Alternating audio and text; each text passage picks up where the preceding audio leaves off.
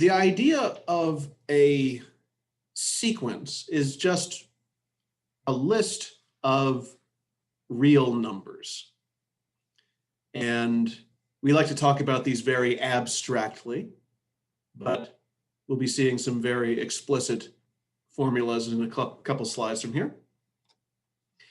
The idea is that there's going to be some, there's going to be some first number followed by some second number, some third number, some fourth number, and so on. And as long as I don't know exactly what those numbers are, I'll just give each of them a name. And here I'm just using an A with a subscript indicating what order that number comes in the sequence. Now, if you like, since every positive integer will have, like a first entry, a second entry, and so on, every n will have an nth entry in this sequence. You can also think of a sequence as a function where your input is the integer n, and the output is the nth number in the sequence, the nth number in this list. All right, so that's very abstract. In order to get a bit more concrete, we need to at least agree on a notation for working with these things. And there's sort of three different flavors of this, all of them using these curly braces that come from set notation. So your choices are, you can talk about the first handful of items in the sequence and then trail off with some ellipsis there. Or inside the brackets, you can give a formula for the nth term of the sequence. And in certain cases, it's also useful to explain where the counting for the sequence starts and then show that this sequence is actually infinite. So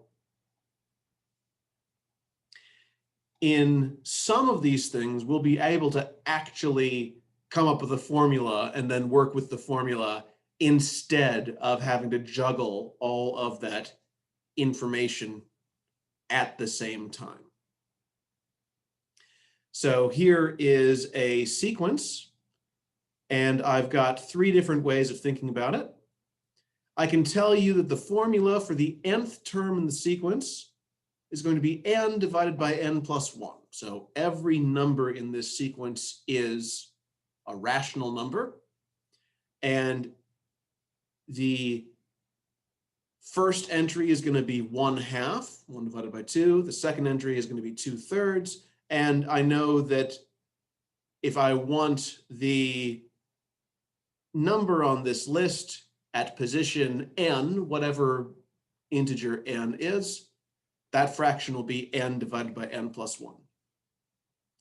Now, I can also write that in this middle form, where my a sub n is equal to n divided by n plus 1, and this formula governs every single entry in the sequence.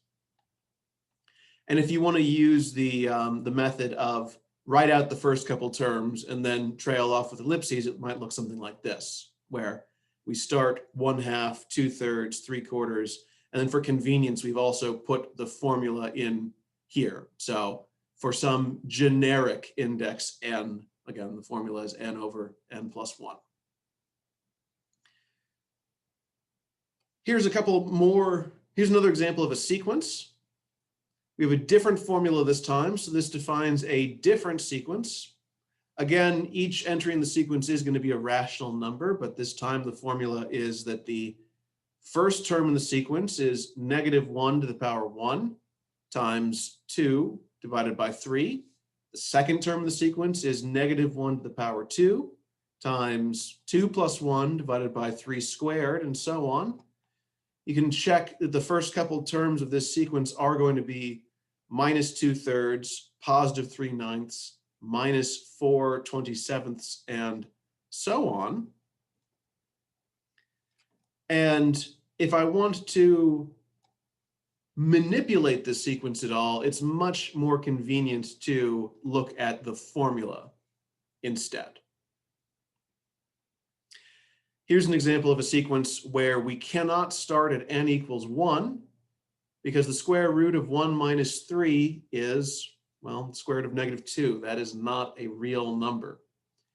But besides having to start somewhere else, I still have, this infinite list of numbers. This time it starts out at 0 and then 1, and from there on out, the rest of these entries in the sequence are these square roots. So sometimes these will be an integer and sometimes they will be irrational numbers. Now, where we're going with all this, I'm just talking about the notation right now. Where we're going with all this is that we'd like to manipulate sequences. We'd like to think about what happens as we progress further down this list. Is there anything intelligent we can say about sort of the limiting behavior of the sequence? And here's another example using the cosine function. So one of the ways we could visualize this information is by plotting out all of the different numbers in the sequence. We could either plot them out on the real number line.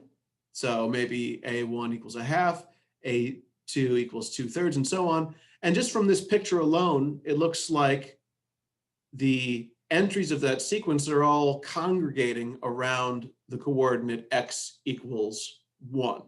So this would be one way to visualize it just on the x-axis alone. The other thing you could do is this sort of graphing idea. I know the first element of the sequence is a half. The second element is 2/3. The third is 3/4, and so on. So here I'm really thinking of it as a function where for every integer input, I just graph the output as the associated y value. And again, this starts to look like, say, a function with an asymptote, just with the caveat that I'm only looking at these discrete dots rather than a continuous curve.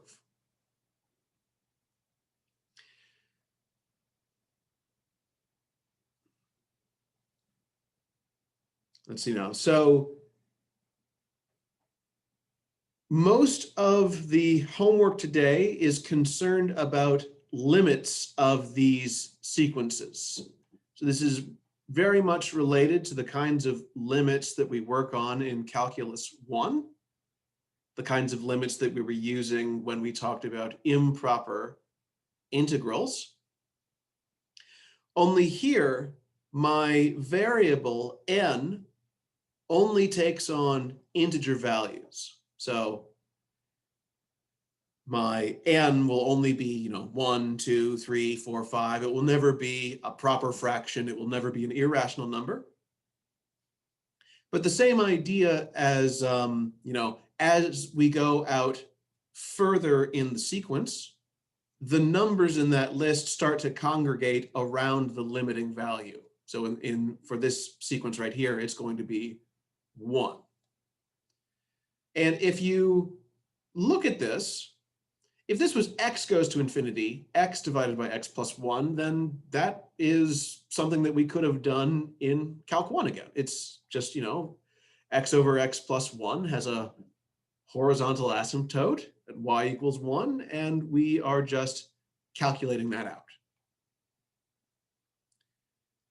So the technical definition of this limit looks very much like the definition for limit of a function.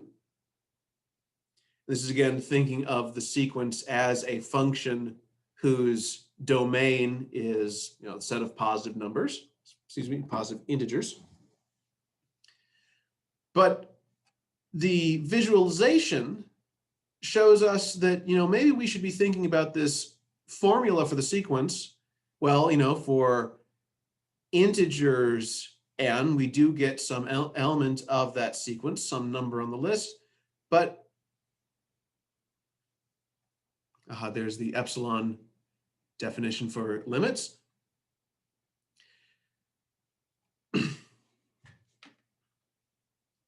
The thing that I'm getting at here is that for calculation of limits of sequences, you really can just treat that formula as being a formula with the variable x, where x can be any real number as long as that formula is still defined. So the idea being that these points all lie on some curve governed by whatever formula the sequence has.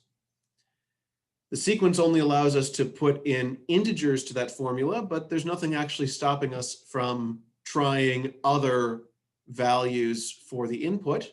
And then we're back to doing limits from Calc 1. So I want